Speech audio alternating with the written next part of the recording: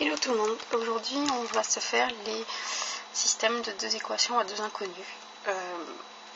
Donc voilà, alors il faut voir ça, les deux équations avec deux inconnus, il faut voir ça comme une première phrase mathématique certes, mais une première phrase dans laquelle on vous donne des infos et on vous demande de trouver, et on vous donne un deuxième indice pour trouver x et y, puisque le but de résoudre les équations, c'est de trouver x et y. Il faut aussi savoir que tant que vous serez au collège, x et y, ça va rester des nombres entiers, positifs ou négatifs, mais ça va rester des nombres entiers. Et peut-être qu'au lycée, vous aurez des fractions, mais positifs ou négatifs aussi, mais vous n'aurez pas des chiffres ou des nombres hyper compliqués. Donc voilà, je vous dis ça parce que si à la fin vous trouvez x égale 16,76, vous pouvez vous dire que vous avez fait une connerie et que c'est certainement pas ça la réponse. Donc voilà. Autre chose, deux équations, deux inconnus, parce que quand on a deux inconnus, il faut au minimum deux équations pour résoudre le problème. De la même façon, si on avait trois inconnus, il nous faudrait trois équations, etc. etc. Bon, voilà pour les présentations de ce petit monstre. On va essayer de le résoudre. Quand on vous donne ce système-là, système pourquoi ? Parce que là, la collade qui est là dit bien que les deux marchent ensemble et que l'un ne va pas sans l'autre. Et que ça et ça, c'est les deux indices qu'on vous donne pour trouver la réponse. Quand on vous donne ça, donc, vous devez vous poser la question, est-ce qu'il n'y a pas une réponse évidente, un truc qui saute aux yeux ?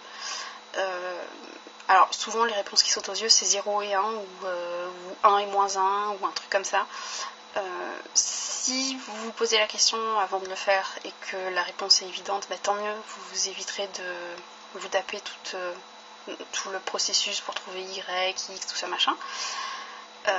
Mais s'il y en a des réponses évidentes, il n'y en a pas forcément une, et puis même si vous ne l'avez pas vu au début, de toute façon c'est pas grave puisque à la fin vous la choperez. Donc voilà, on commence. L'idée c'est d'isoler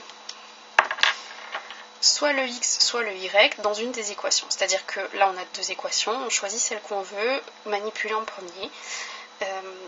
Alors là il y a 1 et 2 en coefficient devant le x et y, il y a un 5, c'est pas forcément les trucs les plus évidents, donc on va plutôt partir sur celle-là qui est un tout petit peu plus facile. Donc on se dit,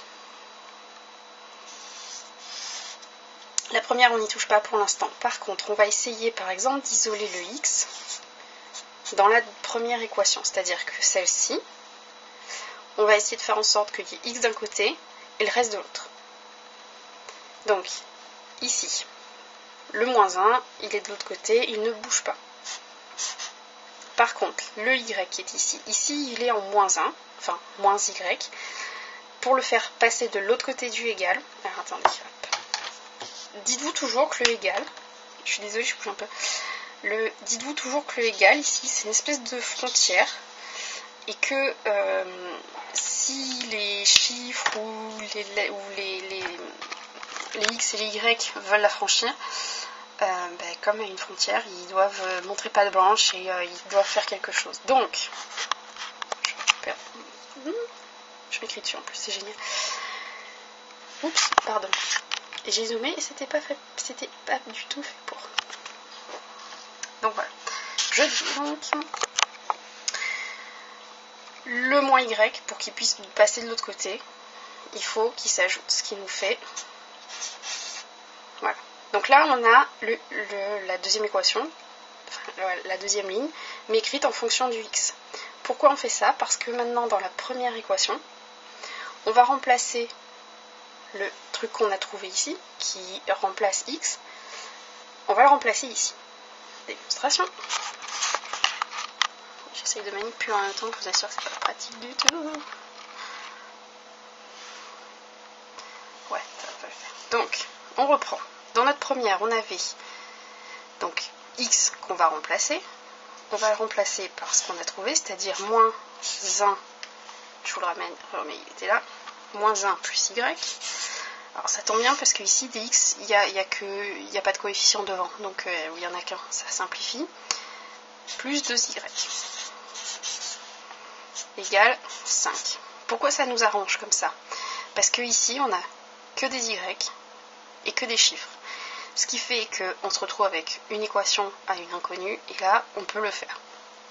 Développer, ça nous donne moins 1 plus y plus 2y égale 5.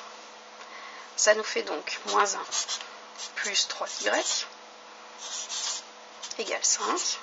D'accord? Ça nous avance, enfin voilà, on a bien développé tout ce machin, mais ça nous avance pas beaucoup. On voudrait le y tout seul, ce serait mieux. Le y, il va pas bouger, enfin le 3y pour l'instant ne va pas bouger, il va rester de ce côté-là. Le 5 qui reste de son côté. Pareil, le moins 1 va franchir cette barrière, là, cette frontière.